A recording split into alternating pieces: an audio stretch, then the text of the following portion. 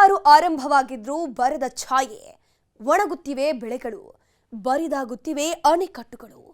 ಮುಂದಿನ ದಿನಗಳಲ್ಲಿ ಮಳೆಯ ಕೊರತೆ ಇನ್ನೂ ಕೂಡ ದುಪ್ಪಟ್ಟಾಗುತ್ತಾ? ಇಡೀ ದೇಶಕ್ಕೆ ಬರಗಾಲ ಎದುರಾಗುತ್ತಾ? ಮುಂದಿನ ತಿಂಗಳಲ್ಲಿ ಭಾರತಕ್ಕೆ ಗಾಡ್ಜಿಲ್ಲಾ ಎಂಟ್ರಿ. ಎಲ್ ನಿನೋ ಕೊಡುವಂತ ಹೊಡೆತ ಹೇಗಿರುತ್ತೆ? ಒಂದು ಕಡೆ ಬಿತ್ತನೆ ಮಾಡುವುದಕ್ಕೆ ಮಳೆಯಾಗ್ತಾ ಇಲ್ಲ, ಮತ್ತೊಂದು ಕಡೆ ಬಿತ್ತನೆ ಮಾಡಿರೋ ಬೆಳೆಗಳಿಗೆ ಮಳೆ ಇಲ್ಲ. ರಾಜ್ಯದಲ್ಲಿ ಮುಂಗಾರು ಕೊರತೆಯ ಕಾರಣ ರೈತರು ಕಷ್ಟ ಅನುಭವಿಸ್ತಾ ಇದ್ದಾರೆ. ಇದರ ನಡುವೆ ಈಗ ಸೂಪರ್ ಎಲ್ ನಿನೋ ಸಹ ಎಂಟ್ರಿ ಕೊಡಲಿದೆ ಅಂತ ಹೇಳಲಾಗ್ತಾ ಇದ್ದು, ಜನರು ಬರಗಾಲದ ಭೀತಿಯಲ್ಲಿ ಬದುಕುವಂತಾಗಿದೆ.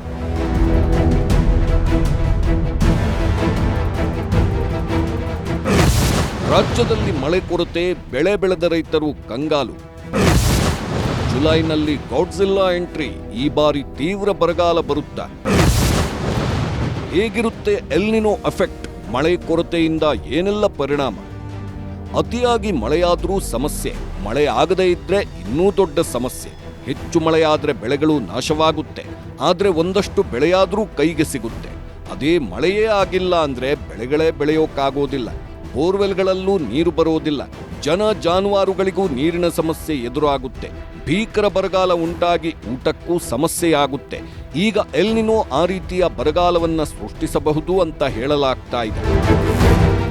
ಈಗಾಗಲೇ ರಾಜ್ಯದಲ್ಲಿ ಮಳೆ ಕೊರತೆ ರೈತರಿಗೆ ಹೊಡೆತ ಕೊಡ್ತಾ ಇದೆ. ಉತ್ತರ ಕರ್ನಾಟಕ ಭಾಗದಲ್ಲಿ ಮಳೆ ಇಲ್ಲದೆ ಬೆಳೆಗಳು ನಾಶವಾಗ್ತಾ ಇವೆ. ಹಾವೇರಿ, ಧಾರವಾಡ ಭಾಗಗಳಲ್ಲಿ ನೂರಾರು ಹೆಕ್ಟೇರ್ ಪ್ರದೇಶದಲ್ಲಿ ಬಿತ್ತಿದ ಬೆಳೆಗಳು ನಾಶವಾಗುವ ಭೀತಿ ಎದುರಾಗಿದೆ. ಧಾರವಾಡ ಜಿಲ್ಲೆಯಲ್ಲಿ ಈಗಾಗಲೇ 64% ಬಿತ್ತನೆ ಮಾಡಲಾಗಿದೆ.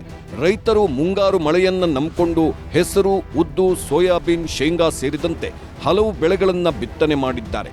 ಆದರೆ ಮುಂಗಾರು ಮಳೆ ಮುನಿಸಿಕೊಂಡಿದ್ದು ಬೆಳೆದ ಬೆಳೆಗಳಿಗೆ ನೀರಿನ ಕೊರತೆ ಎದುರಾಗಿದೆ. ಸರಿಯಾದ ಸಮಯಕ್ಕೆ ಮಳೆಯಾಗದ ಕಾರಣ ಬಿತ್ತನೆಯೂ ಬಾಕಿ ಉಳಿದುಕೊಂಡಿದೆ. ಬಾನ ಶೇಂಗಾ ಎಲ್ಲ ಬಿತ್ತೀವ್ರಿ. ಮಳೆಗಾಲ ಆದ್ರೈತಿ. ಒಬ್ಬೊಬ್ಬರು ಹೊಲ ಹರಿಗೇರಿಗೆ ಹಂಗೆ ಬಿಟ್ಟಾರ. ಇನ್ನೂ ಯಾರು ಬಿತ್ತಿನೂ ಇಲ್ಲ. ಇನ್ನು ಮಳೆಗಾಲ ಆದ್ರೆ ಪೀಕ್ ಚಂದ ಬರ್ತಾವ್ರಿ. ಮಳೆ ಆಗೋಲ್ಲ, ಅವ್ರು ಬರೋದಿಲ್ಲ. ಇವು ಹೊಲಗಳಿಗೆ ರೀ, ಇವು ಹೊಲಗಳಿಗೆ ಗೊಬ್ಬರ 2 ಎಕರೆಗೆ 2 ಚೀಲ ಗೊಬ್ಬರ, ಸೋಯಾಬಾನ ತುಟ್ಟಿ, ಸೋಯಾಬಾನ ಶೇಂಗಾ ತುಟ್ಟಿ ಎಲ್ಲ ಬಿತ್ತೀವಿ. ಮಳೆಗಾಲ ಆದ್ರೆ ಚಲೋ, ಮಳೆಗಾಲ ಆಗಲಿ ಹೋದ್ರೆ ಯಾವ ಬರೋದಿಲ್ಲ. ಈ ಮಳೆ ಆಗೋ ಚಾನ್ಸ್ ಇಲ್ಲ. ಈ ಮುಂದೆ ಆಗ್ಬೋದು, ಇದೂ ಆಗ್ಬೋದು. ಮಳೆ ಆದ್ರಂಕಿ ಎಲ್ಲರಿಗೆ, ನಿಮಗೂ ಒಳ್ಳೇದ, ನಮಗೂ ಒಳ್ಳೇದು, ರೈತರಿಗೆಲ್ಲ ಚಲೋನ ಆಕೈತಿ. ಮಳೆಗಾಲ ಇಲ್ಲ ಅಂದ್ರೆ ಯಾರು ಏನು ಮಾಡಕ್ಕೆ ಬರೋದು. ಭಾಳ ಲುಕ್ಸಾನ್ ಆಕೈತಿ ಬೆಳೆ. ಕೆಲವು ಭಾಗಗಳಲ್ಲಿ ರೈತರು ಬಿತ್ತನೆ ಮಾಡಿದ್ದಾರೆ, ಆದರೆ ಆ ಬೆಳೆಗಳು ಮಳೆ ಇಲ್ಲದೆ ಒಣಗಿ ಹೋಗ್ತಾ ಇವೆ. ಇನ್ನೂ ಕೆಲವು ಭಾಗದಲ್ಲಿ ಬಿತ್ತನೆ ಮಾಡದೆ ಸರಿಯಾದ ಮಳೆಗಾಗಿ ಕಾಯ್ತಾ ಇದ್ದಾರೆ. 1 ವಾರದಲ್ಲಿ ಮಳೆ ಬಂದ್ರೆ ಬೆಳೆಗಳು ಉಳಿಯುತ್ತೆ, ಮಳೆ ಬರದೇ ಇದ್ರೆ ಬೆಳೆಗಳು ಬೆಳೆಯಲ್ಲ. ಮತ್ತೆ ಬರ ಆವರಿಸಿಕೊಳ್ಳಲಿದೆ ಅಂತ ಅಲ್ಲಿನ ರೈತರು ತಮ್ಮ ನೋವು ತೋಡಿಕೊಂಡಿದ್ದಾರೆ. ಇಲ್ಲಿ ಬಿತ್ತನೆ ಮಾಡಿ ಈಗ 15 ದಿವಸ ಆಯಿತು.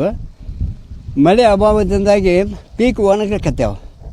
ಈ 1 ವಾರದೊಳಗಾಗಿ ಮಳೆ ಒಂದು ಸ್ವಲ್ಪ ಅನುಕೂಲ ಆದರೆ ರೈತರ ಮುಂಗಾರು ಏನಾರು ಒಕ್ಕಬಹುದು. ಇಲ್ಲ ಹೋದರೆ ಆ ಒಣಗುವಂಥ ಸಂದರ್ಭ ಇದೆ. ಈ ಪುನಃ ಮತ್ತೆ ಬಿತ್ತಬೇಕಂದ್ರೆ ರೈತಗೆ ದುಪ್ಪಟ್ಟು ಖರ್ಚು. ಈಗ ರೊಕ್ಕ ಕೊಟ್ಟರು ಬೀಜ ಸಿಗೋಲ್ಲ ಅಂಥದ್ರಲ್ಲಿ ಹೇಗೆ ಮತ್ತೆ ಬಿತ್ತಬೇಕಂದ್ರೂ ರೈತನ ಕೈಯಲ್ಲಿ ದುಡ್ಡಿಲ್ಲ. ಹೀಗಾಗಿ ಪೀಕ್ ಭಾಳ ಒಣಗೋ ಸ್ಥಿತಿಗೆ ಬಂದು ನಿಂತೈತಿ. ಈಗ ಇನ್ನು 1 ವಾರ ಒಪ್ಪತ್ತಿನಲ್ಲಿ ಮಳೆ ಆದರೆ ಏನೋ ಸುಧಾರಿಸ್ಬೋದು ಅಂತ ಎಲ್ಲ ರೈತರ ಆಸೆ ಐತಿ. ಈಗಾಗಲೇ ಸಾಲ ಮಾಡಿ ನಾನು ಬಿತ್ತನೆ ಮಾಡಿದ್ದೈತಿ. ಮತ್ತು ಪ್ರತಿ ವರ್ಷವೂ ಇದೇ ರೀತಿ ನಾವು ಮುಂಗಾರು ಬಂದ್ರೆ ಹಿಂಗಾರು ಬರೋಂಗಿಲ್ಲ, ಹಿಂಗಾರು ಬಂದ್ರೆ ಮುಂಗಾರು ಬರೋಂಗಿಲ್ಲ. ರೈತನ ಪರಿಸ್ಥಿತಿ ಒಂದಿಟ್ಟು ಗಂಭೀರ ಅದು. ಮಳೆ ಬರುತ್ತೋ ಇಲ್ವೋ ಅನ್ನೋದು ಮುಂಗಾರು ಮಳೆಯಲ್ಲಿ ಗೊತ್ತಾಗಿ ಬಿಡುತ್ತೆ. ಮುಂಗಾರು ಸರಿಯಾಗಿ ಆಗಿಲ್ಲ ಅಂದರೆ ಬೇರೆ ಮಳೆಯೂ ಆಗಲ್ಲ, ಜೊತೆಗೆ ಬಿತ್ತನೆಯೂ ಮಾಡೋಕ್ಕಾಗೋದಿಲ್ಲ. ಇದರಿಂದ ದೊಡ್ಡ ಸಮಸ್ಯೆ ಎದುರಾಗುತ್ತೆ.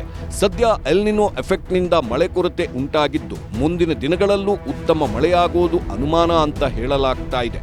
ಭೂಮಿಯು ಶೀಘ್ರದಲ್ಲೇ ಅತಿ ಭೀಕರವಾದ ಎಲ್ ನಿನೋ ಹಂತಕ್ಕೆ ಪ್ರವೇಶಿಸಲಿದೆ ಎಂದು ಹವಾಮಾನ ವಿಜ್ಞಾನಿಗಳು ಬೆಚ್ಚಿ ಬೀಳಿಸುವ ಎಚ್ಚರಿಕೆ ನೀಡಿದ್ದಾರೆ. ಇದು ಕಳೆದ ದಶಕಗಳಲ್ಲೇ ಅತ್ಯಂತ ಶಕ್ತಿಶಾಲಿ ಮತ್ತು ವಿನಾಶಕಾರಿಯಾಗುವ ಸಾಧ್ಯತೆ ಇದೆ. ಎಲ್ ನಿನೋ ಅಂದ್ರೆ ಪೂರ್ವ ಪೆಸಿಫಿಕ್ ಮಹಾಸಾಗರದಲ್ಲಿ ಉಷ್ಣಾಂಶ ಸಾಮಾನ್ಯ ಉಷ್ಣಾಂಶಕ್ಕಿಂತ ಅಸಹಜವಾಗಿ ಏರಿಕೆಯಾಗುವುದಕ್ಕೆ ನಾವು ಎಲ್ ನಿನೋ ಅಂತ ಕರಿತೀವಿ. ನಾವು ಈ ಗಾಡ್ಜಿಲ್ಲಾ ಎಲ್ ನಿನೋ ಅಂದ್ರೆ ಉಷ್ಣಾಂಶ ವಿಪರೀತ ಏರಿಕೆ ಆಗುವುದಕ್ಕೆ ನಾವು ಈ ಸೂಪರ್ ಎಲ್ ನಿನೋ ಅಥವಾ ಗಾಡ್ಜಿಲ್ಲಾ ಎಲ್ ನಿನೋ ಅಂತ ನಾವು ಕರಿತೀವಿ. ಈ ಸಲ ಗಾಡ್ಜಿಲ್ಲಾ ಎಲ್ ನಿನೋದ ಆತಂಕ ಇದೆಯಾ ಸರ್? ಅದರಿಂದ ಏನೇನು ಸಮಸ್ಯೆಗಳಾಗುತ್ತೆ? ಈ ವರ್ಷ ಎಲ್ ನಿನೋ ಆಗಲೇ ಆರಂಭವಾಗಿದೆ. ಇನ್ನು ಈ ವರ್ಷ ಪೂರಾ ಎಲ್ ನಿನೋ ಇರೋ ಸಾಧ್ಯತೆಗಳದಾವೆ. ಹಾಂ ಇರ್ಬೋದು, ಬರ್ಬೋದು, ಎಲ್ಲಿನೋ ವಿಪರೀತನೂ ಆಗೋ ಸಾಧ್ಯತೆಗಳದಾವೆ.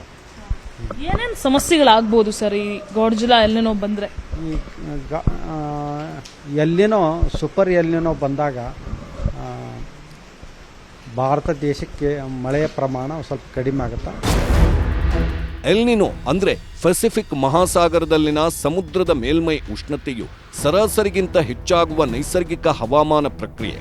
ಸಾಮಾನ್ಯವಾಗಿ 2 ಅಥವಾ 7 ವರ್ಷಗಳಿಗೊಮ್ಮೆ ಸಂಭವಿಸುವ ಈ ಬದಲಾವಣೆ ಜಾಗತಿಕವಾಗಿ ಮಳೆಯ ಮಾದರಿ, ಗಾಳಿಯ ದಿಕ್ಕು ಹಾಗೂ ತಾಪಮಾನದ ಮೇಲೆ ತೀವ್ರ ಪರಿಣಾಮ ಬೀರುತ್ತದೆ. ಭೂಮಿಯ ಸಮಭಾಜಕ ವೃತ್ತದ ಬಳಿ ಪೂರ್ವದಿಂದ ಪಶ್ಚಿಮಕ್ಕೆ ಬೀಸುವ ಮಾರುತಗಳು ಪೆಸಿಫಿಕ್ ಸಾಗರದ ಮೇಲ್ಮೈಯಲ್ಲಿರುವ ಬೆಚ್ಚಗಿನ ನೀರನ್ನ ಏಷ್ಯಾದ ಕಡೆಗೆ ತಳ್ಳುತ್ತವೆ. ಈ ಸಮಯದಲ್ಲಿ ಭಾರತದಲ್ಲಿ ಮಳೆಯಲ್ಲಿ ಏರುಪೇರು ಉಂಟಾಗುತ್ತದೆ. ಎಲ್ನಿನೋ ವರ್ಷಗಳಲ್ಲಿ ಭಾರತದತ್ತ ಬೀಸುವ ಮಾರುತಗಳು ದುರ್ಬಲಗೊಂಡು ದೇಶದಲ್ಲಿ ಸರಾಸರಿಗಿಂತ ಕಡಿಮೆ ಮಳೆಯಾಗುವ ಮತ್ತು ಬರಗಾಲದ ಪರಿಸ್ಥಿತಿ ಉಂಟಾಗುವ ಸಾಧ್ಯತೆಗಳು ಹೆಚ್ಚಾಗಿರುತ್ತದೆ. ಭಾರತದ ವಾರ್ಷಿಕ ಮಳೆಯ 75% ಪೂರೈಸುವ ನೈಋತ್ಯ ಮಾನ್ಸೂನ್ ಈ ಬಾರಿ ಎಲ್ನಿನೋ ಪ್ರಭಾವದಿಂದಾಗಿ ದುರ್ಬಲಗೊಳ್ಳುವ ಸಾಧ್ಯತೆ ಇದೆ. ಮಳೆಯ ಪ್ರಮಾಣವು ದೀರ್ಘಾವಧಿಯ ಸರಾಸರಿಗಿಂತ 92% ಕಡಿಮೆ ಇರಬಹುದು ಅಂತ ಅಂದಾಜಿಸಲಾಗಿದೆ. ಪ್ರಸ್ತುತ ಪೆಸಿಫಿಕ್ ಸಾಗರದಲ್ಲಿ ಲಾನಿನ ಸ್ಥಿತಿ ಇದ್ದರೂ ಜುಲೈ ವೇಳೆಗೆ ಅದು ಎಲ್ನಿನೋ ಆಗಿ ಬದಲಾಗುವ ಸಾಧ್ಯತೆ ಇದೆ. ಈ ವಿದ್ಯಮಾನವು ಅತಿಯಾದ ತೀವ್ರತೆ ಪಡೆದುಕೊಂಡಾಗ ವಿಜ್ಞಾನಿಗಳು ಇದನ್ನ ಗಾಡ್ಜಿಲ್ಲಾ ಎಲ್ನಿನೋ ಅಂತ ಕರೀತಾರೆ. ಈಗ ಗಾಡ್ಜಿಲ್ಲಾ ಜಗತ್ತಿನ ನಿದ್ದೆಗೆಡಿಸಿದೆ. ಎಲ್ನಿನೋ ಸೂಪರ್ ಎಲ್ನಿನೋ ಆದ್ರೆ ದೇಶದಲ್ಲಿ ಬರಗಾಲ ಗ್ಯಾರಂಟಿ. ಹವಾಮಾನದಲ್ಲಿನ ಬದಲಾವಣೆ ಮುಂಗಾರು ಮಳೆಯ ಮೇಲೆ ನೇರ ಪರಿಣಾಮ ಬೀರಲಿದ್ದು, ವಿಶೇಷವಾಗಿ ಆಗಸ್ಟ್ ಮತ್ತು ಸೆಪ್ಟೆಂಬರ್ ತಿಂಗಳುಗಳಲ್ಲಿ ಮಳೆ ಗಣನೀಯವಾಗಿ ಕಡಿಮೆಯಾಗುವ ಸಾಧ್ಯತೆ ಇದೆ. ಆಗಸ್ಟ್ ಮತ್ತು ಸೆಪ್ಟೆಂಬರ್ ತಿಂಗಳುಗಳು ಬೆಳೆಗಳಿಗೆ ಅತ್ಯಂತ ನಿರ್ಣಾಯಕವಾಗಿದ್ದು, ಈ ಅವಧಿಯಲ್ಲಿ ದೀರ್ಘಕಾಲದ ಶುಷ್ಕ ಹವಾಮಾನ ಕಂಡುಬಂದರೆ ಕೃಷಿ ಚಟುವಟಿಕೆಗಳಿಗೆ ಭಾರೀ ಹೊಡೆತ ಬೀಳಲಿದೆ. ಬೆಳೆಗಳಿಗೆ ಹೊಡೆತ ಬಿದ್ದರೆ ಅದು ಆಹಾರ ಕೊರತೆಯನ್ನು ಉಂಟು ಮಾಡಲಿದೆ.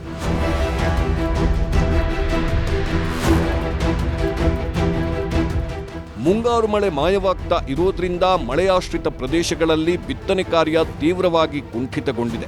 ಇದು ಮುಂದಿನ ದಿನಗಳಲ್ಲಿ ಬೆಲೆ ಏರಿಕೆ, ಆಹಾರ ಕೊರತೆಯನ್ನ ಉಂಟು ಮಾಡಬಹುದು ಅಂತ ಹೇಳಲಾಗ್ತಾ ಇದೆ. ಮಳೆ ಕೊರತೆ ಕುಡಿಯುವ ನೀರು ಮತ್ತು ಜಲವಿದ್ಯುತ್ ಉತ್ಪಾದನೆ ಮೇಲೂ ಪರಿಣಾಮ ಬೀರಬಹುದು. ಇದೆಲ್ಲವೂ ಬರಗಾಲಕ್ಕೆ ಆಹ್ವಾನವನ್ನ ಕೊಡುವ ಸಾಧ್ಯತೆ ಇದೆ.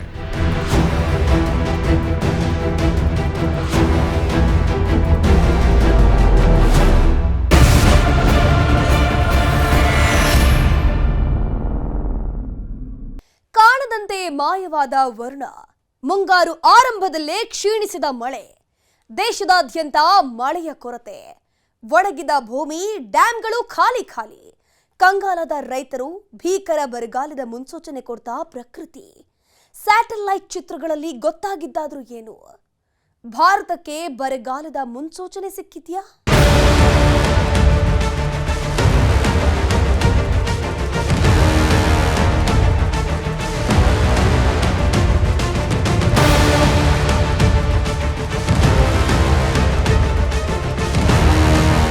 ಮಾಯದಂತ ಮಳೆ ಬಂತಣ್ಣ ಮಗದಾದ ಕೆರೆಗೆ ಅಂತ ಇಷ್ಟೊತ್ತಿಗಾಗಲೇ ಜನರು ಹಾಡನ್ನ ಹಾಡಬೇಕಿತ್ತು. ಆದ್ರೆ ಈಗ ಜನರು ಬಾರೋ ಬಾರೋ ಮಳೆರಾಯ, ಬಾಳೆ ತೋಟಕ್ಕೆ ನೀರಿಲ್ಲ, ಹುಯ್ಯೋ ಹುಯ್ಯೋ ಮಳೆರಾಯ, ಹೂವಿನ ತೋಟಕ್ಕೆ ನೀರಿಲ್ಲ ಅಂತ ಹಾಡ್ತಾ ಇದ್ದಾರೆ. ಬಿತ್ತನೆಗೂ ಮಳೆ ಬಾರದೆ ರೈತರು ಕಂಗಾಲಾಗಿದ್ದಾರೆ. ಇದರ ನಡುವೆಯೇ ಹವಾಮಾನ ಇಲಾಖೆ ಶಾಕಿಂಗ್ ನ್ಯೂಸ್ ಒಂದನ್ನ ಕೊಟ್ಟಿದೆ.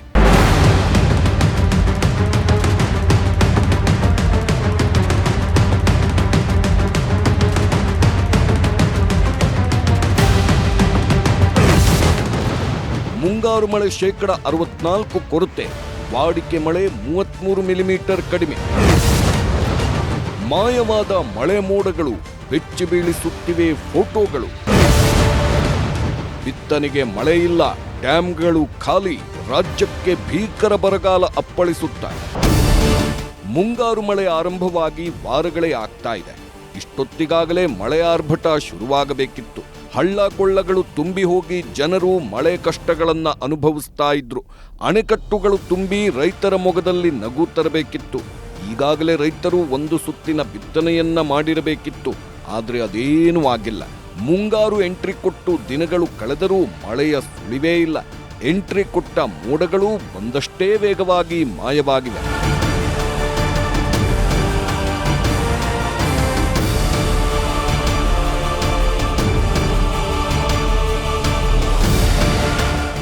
ರಾಜ್ಯಕ್ಕೆ ಮಾತ್ರ ಅಲ್ಲ, ಈ ಬಾರಿ ಇಡೀ ದೇಶಕ್ಕೆ ಮಳೆ ಹೊಡೆತ ಬೀಳುತ್ತಾ ಇದೆ.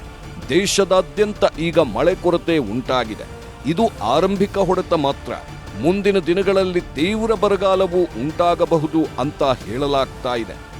ದೇಶ ಮತ್ತು ರಾಜ್ಯಗಳಲ್ಲಿ ಕಳೆದ 10 ವರ್ಷಗಳಿಂದ ತೀವ್ರ ಬರಗಾಲ ಬಂದಿಲ್ಲ. ಆದರೆ ಬರಗಾಲದ ಭೀಕರತೆ ಹೇಗಿರುತ್ತೆ ಅನ್ನೋದು ಮಾತ್ರ ಜನರಿಗೆ ಗೊತ್ತಿದೆ. ಅದೂ ಅಲ್ಲದೆ ಈ ಬಾರಿ ಸೂಪರ್ ಎಲ್ನಿನೋ ದೇಶದಲ್ಲಿ ತೀವ್ರ ಬರಗಾಲ ಸೃಷ್ಟಿಸುತ್ತೆ ಅಂತ ಹೇಳ್ತಾ ಇರೋದ್ರಿಂದ ಜನರು ಭಯ ಪಡ್ತಾ ಇದ್ದಾರೆ.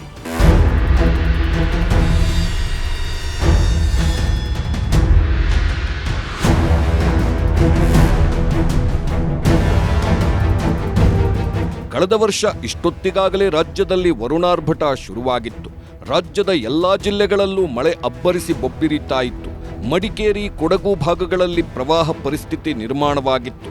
ಆದರೆ ಈಗ ಮುಂಗಾರು ಎಂಟ್ರಿ ಕೊಟ್ಟು ವಾರವೇ ಆಗಿದ್ರು ಅಂದುಕೊಂಡಷ್ಟು ಪ್ರಮಾಣದಲ್ಲಿ ಮಳೆಯಾಗಿಲ್ಲ. ಕೆಲವು ಕಡೆಗಳಲ್ಲಿ ಮಳೆಯ ಸುಳಿವೇ ಇಲ್ಲ. ಅಲ್ಲಲ್ಲಿ ಸುಮಾರಿಗೆ ಮಳೆ ಬಿದ್ದು ಸುಮ್ಮನಾಗಿದ್ದು ಬಿಟ್ರೆ ಭೂಮಿ ನೆನೆಯುವಂತಹ ಮತ್ತು ಬಿತ್ತನೆ ಮಾಡುವಂತಹ ಮಳೆ ಆಗೇ ಇಲ್ಲ. ಇದರಿಂದ ರೈತರು ತಲೆ ಮೇಲೆ ಕೈ ಹೊತ್ತು ಕೂರುವಂತಾಗಿದೆ.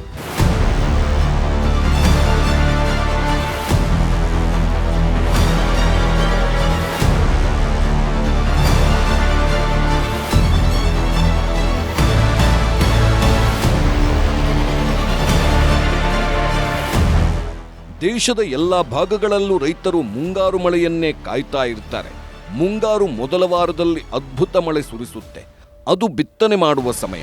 ಆದರೆ ಈ ಬಾರಿ ಮುಂಗಾರು ಬಿತ್ತನೆ ಮಾಡುವ ಲೆವೆಲ್ಗೆ ಆಗಿಲ್ಲ. ರೈತರು ಬಿತ್ತನೆ ಮಾಡುವುದಕ್ಕೆ ಕಾಯ್ತಾ ಇದ್ರು. ಭೂಮಿ ನೆನೆಯುವಂತಹ ಮಳೆ ಬಿದ್ದಿಲ್ಲ. ಇನ್ನೂ 1 ವಾರದ ಕಾಲ ಮುಂಗಾರು ಸರಿಯಾಗಿ ಆಗಿಲ್ಲ ಅಂದ್ರೆ ಬಿತ್ತನೆಯಲ್ಲೇ ಏರುಪೇರಾಗುತ್ತೆ. ಸಾಕಷ್ಟು ರೈತರು ಬಿತ್ತನೆ ಮಾಡುವುದಿಲ್ಲ. ಇದರಿಂದ ಬಿತ್ತನೆಯೂ ಕಡಿಮೆಯಾಗುವ ಸಾಧ್ಯತೆ ಇರುತ್ತೆ. ಇದು ಆಹಾರ ಕೊರತೆಯನ್ನೂ ಸೃಷ್ಟಿಸಬಹುದು.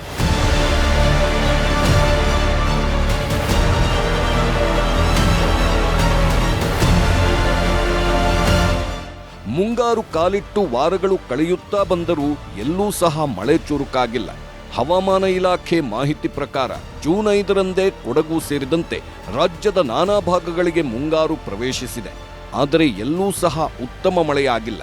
ಭಾರತದಲ್ಲಿ ನೈಋತ್ಯ ಮುಂಗಾರು ಮಾರುತಗಳು ಆರಂಭದಲ್ಲಿ ಭರವಸೆ ಮೂಡಿಸಿದ್ದರು.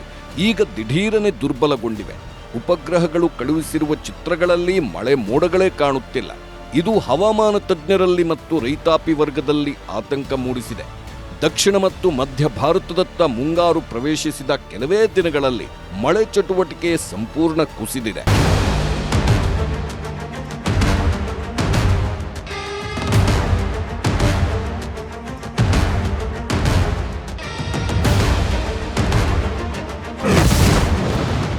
ಆತಂಕ ಹುಟ್ಟಿಸಿದ ಉಪಗ್ರಹ ಚಿತ್ರಗಳು, ಒಂದೇ ದಿನದಲ್ಲಿ ದೇಶದಿಂದ ಮಾಯವಾದ ಮಳೆ ಮೋಡಗಳು. ಭಾರತೀಯ ಹವಾಮಾನ ಇಲಾಖೆ ನೀಡಿರುವ ಇತ್ತೀಚಿನ ದತ್ತಾಂಶಗಳ ಪ್ರಕಾರ ದೇಶದ ಮಳೆ ಪ್ರಮಾಣದಲ್ಲಿ ಭಾರೀ ಕುಸಿತ ಕಂಡುಬಂದಿದೆ. ಜೂನ್ 4ರಿಂದ ಜೂನ್ 15ರ ಅವಧಿಯಲ್ಲಿ ದೇಶದಲ್ಲಿ ಸರಾಸರಿ ಕೇವಲ 19.2 ಮಿಲಿಮೀಟರ್ ಮಳೆಯಾಗಿದೆ. ಆದರೆ ಈ ಅವಧಿಯಲ್ಲಿ ಸಾಮಾನ್ಯವಾಗಿ 53.7 ಮಿಲಿಮೀಟರ್ ವಾಡಿಕೆ ಮಳೆಯಾಗಬೇಕಿತ್ತು. ಅಂದರೆ ದೇಶಾದ್ಯಂತ ಒಟ್ಟಾರೆ 64% ಮಳೆ ಕೊರತೆ ದಾಖಲಾಗಿದೆ. ಸದ್ಯ ಮಳೆಯ ಹಂಚಿಕೆಯ ನಕ್ಷೆ ಬಹುತೇಕ ಹಳದಿ ಮತ್ತು ಕೆಂಪು ಬಣ್ಣದಿಂದ ಕೂಡಿದ್ದು ಇದು ಮಳೆಯ ತೀವ್ರ ಅಭಾವವನ್ನು ತೋರಿಸ್ತಾ ಇದೆ.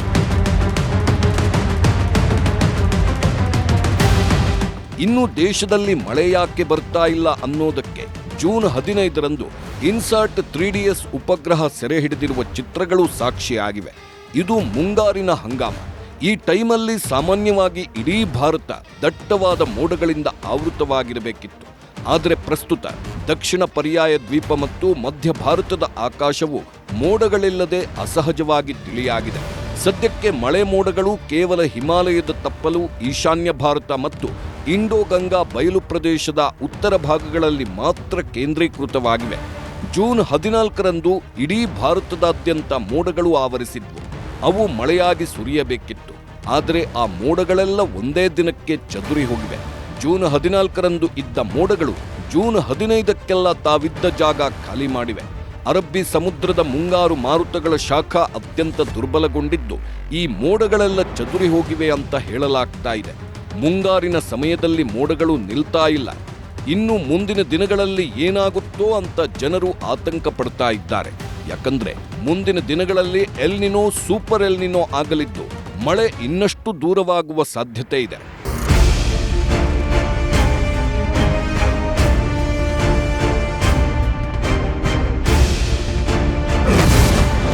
ದೇಶದಲ್ಲಿ ಮಳೆ ಮಾಯವಾಗಲು ಕಾರಣ ಏನು ಅಂತ ನೋಡೋದಾದ್ರೆ ಅರಬ್ಬಿ ಸಮುದ್ರ ಮತ್ತು ಬಂಗಾಳ ಕೊಲ್ಲಿಯಲ್ಲಿ ಗಾಳಿಯ ಗುದ್ದಾಟ ನಡೆಯುತ್ತಾ ಇದೆ. ವಾತಾವರಣದಲ್ಲಿ ಪಶ್ಚಿಮ ಜಟ್ ಮಾರುತಗಳು ಪ್ರಾಬಲ್ಯ ಸಾಧಿಸಿವೆ. ಹಾಗಾಗಿ ವಾಡಿಕೆಗಿಂತ ಹೆಚ್ಚು ದಕ್ಷಿಣದ ಕಡೆಗೆ ಮಾರುತಗಳು ಸರಿಯುತ್ತಾ ಇವೆ. ಮಳೆ ಸುರಿಸುವ ಮಾರುತಗಳಿಗೆ ಪಶ್ಚಿಮ ಗಾಳಿಯ ಹೊಡೆತ ಬೀಳ್ತಾ ಇದೆ. ಹಾಗಾಗಿ ಸಮುದ್ರ ಮೇಲ್ಭಾಗದಲ್ಲಿ ತೇವಾಂಶ ಇದ್ರೂ ಸಹ ಅವು ಮೋಡಗಳಾಗಿ ಪರಿವರ್ತನೆ ಆಗ್ತಾ ಇಲ್ಲ.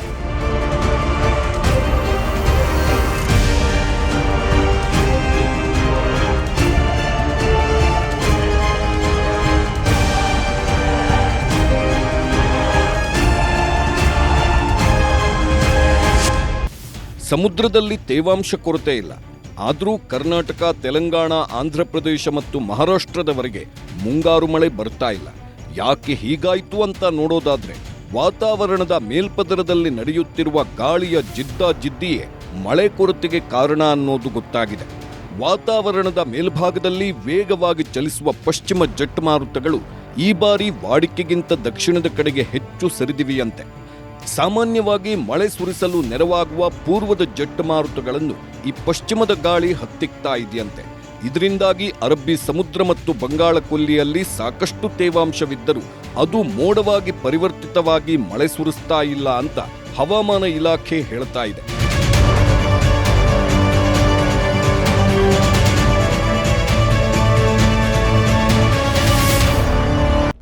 ದೇಶಾದ್ಯಂತ ತಡವಾಗಿ ಪ್ರವೇಶಿಸಿದ ನೈಋತ್ಯ ಮುಂಗಾರು ಆರಂಭದಲ್ಲೇ ತೀವ್ರ ಹಿನ್ನಡೆ ಅನುಭವಿಸಿದಂತಾಗಿದೆ. ಎಲ್ ನಿನೋ ಮಾರಕ ಪರಿಣಾಮದಿಂದಾಗಿ ದೇಶದ ಸುಮಾರು 200 ಜಿಲ್ಲೆಗಳಲ್ಲಿ ಮಳೆಯ ತೀವ್ರ ಅಭಾವ ಸೃಷ್ಟಿಯಾಗಿದೆ. ಹವಾಮಾನ ಇಲಾಖೆಯ ವರದಿಯ ಪ್ರಕಾರ ಮಧ್ಯ ಭಾರತದಲ್ಲಿ 57% ಹಾಗೂ ಪೂರ್ವ ಮತ್ತು ಈಶಾನ್ಯ ಭಾರತದಲ್ಲಿ 41% ಮಳೆ ಕೊರತೆಯಾಗಿದೆ. ದಕ್ಷಿಣ ಭಾರತದ ಕರ್ನಾಟಕ, ಕೇರಳ ಸೇರಿದಂತೆ ಪ್ರಮುಖ ರಾಜ್ಯಗಳಲ್ಲಿ 9% ಒಣ ಹವಾಮಾನ ವರದಿಯಾಗಿದೆ. ಅತಿ ಕಡಿಮೆ ಮಳೆಯಾದ ರಾಜ್ಯಗಳ ಪೈಕಿ ಗುಜರಾತ್ ಮೊದಲ ಸ್ಥಾನದಲ್ಲಿದ್ದು ಇಲ್ಲಿ 75% ಮಳೆ ಕೊರತೆಯಾಗಿದೆ. ಮಹಾರಾಷ್ಟ್ರದಲ್ಲಿ 69% ಮಳೆ ಅಭಾವ ಕಂಡುಬಂದಿದೆ.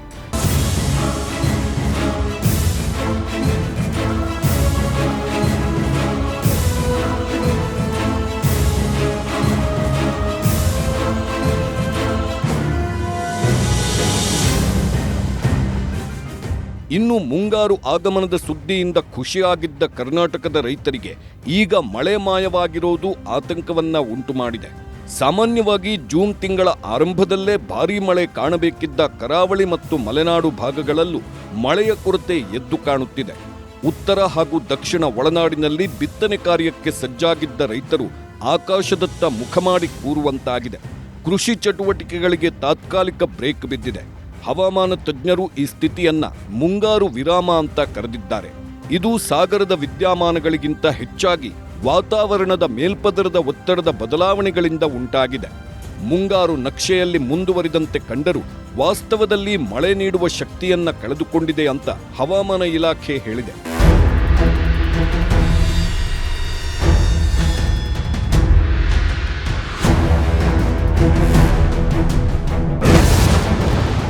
ರಾಜ್ಯದಲ್ಲಿ ಎಲ್ಲೆಲ್ಲಿ ಎಷ್ಟೆಷ್ಟು ಮಳೆ ಕೊರತೆ ಆಗಿದೆ ಅಂತ ನೋಡೋದಾದ್ರೆ ದಕ್ಷಿಣ ಒಳನಾಡಿನಲ್ಲಿ 41.8% ಸರಾಸರಿ ಮಳೆಯಾಗಬೇಕಿತ್ತು. ಆದರೆ ಈವರೆಗೆ 40% ಮಳೆಯಾಗಿದೆ. ಅಂದ್ರೆ 2% ಮಳೆ ಕೊರತೆ ಉಂಟಾಗಿದೆ. ಅದೇ ರೀತಿ ರಾಜ್ಯದ ಉತ್ತರ ಒಳನಾಡಿನಲ್ಲಿ 51.5% ಸರಾಸರಿ ಮಳೆಯಾಗಬೇಕಿದ್ದು ಅದು ಈಗ 51.2% 1% ಮಳೆ ಕೊರತೆಯಾಗಿದೆ. ಮಲೆನಾಡು ಭಾಗದಲ್ಲಿ ಸರಾಸರಿ 132% ಮಳೆಯಾಗಬೇಕಿತ್ತು.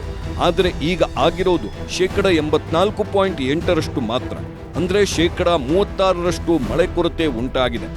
ಕರಾವಳಿ ಭಾಗದಲ್ಲಿ ಸರಾಸರಿ ಮಳೆ 312.06% ಆಗಬೇಕಿತ್ತು. ಆದರೆ ಈಗ ಆಗಿರೋದು ಕೇವಲ 184.7% ಮಳೆ ಮಾತ್ರ. ಅಂದ್ರೆ ಕರಾವಳಿಯಲ್ಲೂ 41% ಮಳೆ ಕೊರತೆ ಉಂಟಾಗಿದೆ. ಒಟ್ಟಾರೆ ರಾಜ್ಯದಲ್ಲಿ ಸರಾಸರಿ ಮಳೆ 85.5% ಆಗಬೇಕಿದ್ದು ಈಗ 67.7% ಮಳೆ ಮಾತ್ರ ಆಗಿದೆ. 21% ಮಳೆ ಕೊರತೆ ಉಂಟಾಗಿದೆ.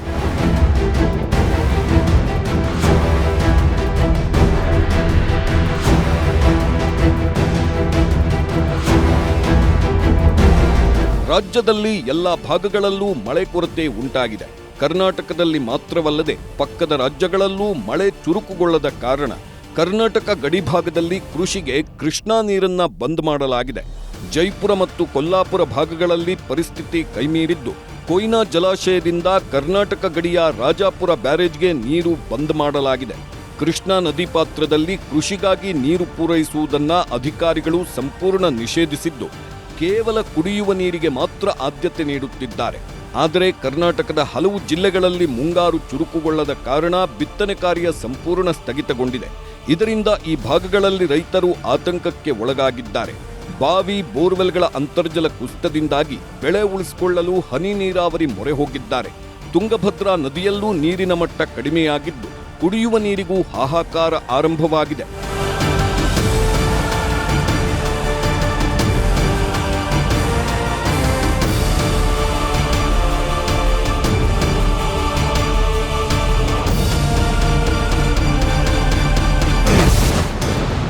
ಕೈಕೊಟ್ಟ ಮಳೆ ಬೆಳೆ ನಾಶ ಮಾಡಿದ ರೈತ. ಮಳೆ ಕೈಕೊಟ್ಟಿದ್ದರಿಂದ ಈಗ ರಾಜ್ಯದ ರೈತರು ಕಂಗಾಲಾಗಿದ್ದಾರೆ. ಹಾವೇರಿಯಲ್ಲಿ 1 ವಾರದಿಂದ ಮಳೆ ದರ್ಶನವಾಗಿಲ್ಲ. ಇದರಿಂದ ಬೆಳೆಗಳೆಲ್ಲ ಒಣಗಿ ಹೋಗ್ತಾ ಇದ್ದು ಅದನ್ನ ನೋಡಲು ಆಗದೆ ರೈತರು ಬೆಳೆಯನ್ನೇ ನಾಶ ಮಾಡಿದ್ದಾರೆ. ಹಾವೇರಿಯಲ್ಲಿ ರೈತನೊಬ್ಬ ತಾನೇ ಬೆಳೆದಿದ್ದ ಗೋವಿನ ಜೋಳವನ್ನ ನಾಶ ಮಾಡಿದ್ದಾನೆ. ಟ್ರ್ಯಾಕ್ಟರ್ನಲ್ಲಿ ರೂಟರ್ ಹೊಡೆಯುವ ಮುಖಾಂತರ ಬೆಳೆ ನಾಶ ಮಾಡಿದ್ದಾನೆ. ಹಾವೇರಿ ಜಿಲ್ಲೆ ಹಾನಗಲ್ ತಾಲೂಕು ಗುಡ್ಡದ ಮತ್ತಿಹಳ್ಳಿ ಗ್ರಾಮದ ರೈತ 3 ಎಕರೆಯಲ್ಲಿ ಜೋಳದ ಬೆಳೆ ಬೆಳೆದಿದ್ದು ಮಳೆಗೆ ಬೆಳೆ ಒಣಗಿದ ಕಾರಣ ಅಷ್ಟೂ ಬೆಳೆಯನ್ನ ನಾಶ ಮಾಡಿದ್ದಾನೆ. ಮಳೆ ಕೊರತೆಯಿಂದ ಬೆಳೆಯೂ ಸರಿಯಾಗಿರಲಿಲ್ಲ. ಹಾಗಾಗಿ ಬೆಳೆ ನಾಶ ಮಾಡಲಾಗಿದೆ.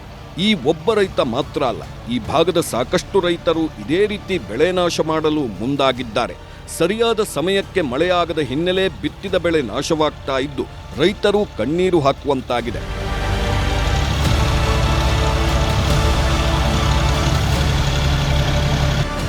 ಇನ್ನು ರಾಜ್ಯದ ಡ್ಯಾಂಗಳಲ್ಲೂ ನೀರು ಕಡಿಮೆಯಾಗ್ತಾ ಇದೆ. ಸಮಯಕ್ಕೆ ಸರಿಯಾಗಿ ಮಳೆಯಾಗದೇ ಇರೋದ್ರಿಂದ ಪ್ರಮುಖ ಡ್ಯಾಂಗಳು ನೀರಿಲ್ಲದೆ ಬರಿದಾಗ್ತಾ ಇವೆ. ಮುಂಗಾರು ದುರ್ಬಲವಾದ ಪರಿಣಾಮ ಜಲಾಶಯಗಳ ಮೇಲೆ ಉಂಟಾಗಿದ್ದು ಡ್ಯಾಂಗಳಲ್ಲಿ ಜೂನ್ 15ರವರೆಗೆ ಒಟ್ಟು ಸಾಮರ್ಥ್ಯದ 23% ಮಾತ್ರ ನೀರು ಶೇಖರಣೆಯಾಗಿದೆ. ಜೂನ್ 15ರಂದು ರಾಜ್ಯದ ಎಲ್ಲ ಜಲಾಶಯಗಳಲ್ಲಿ 206.45 ಟಿಎಂಸಿ ನೀರು ಸಂಗ್ರಹವಾಗಿದೆ. ಆದರೆ ಕಳೆದ ವರ್ಷ ಜೂನ್ 15ರಂದು 349 ಟಿಎಂಸಿ ನೀರು ಸಂಗ್ರಹವಾಗಿತ್ತು. ಜಲಾಶಯಗಳಲ್ಲಿ ನೀರಿನ ಪ್ರಮಾಣ ಕಡಿಮೆ ಇರುವುದರಿಂದ ಬೇಸಿಗೆ ಕಾಲದ ಕುಡಿಯುವ ನೀರಿನ ನಿರ್ವಹಣೆ ಬಗ್ಗೆಯೂ ಈಗ ಆತಂಕ ಎದುರಾಗಿದೆ.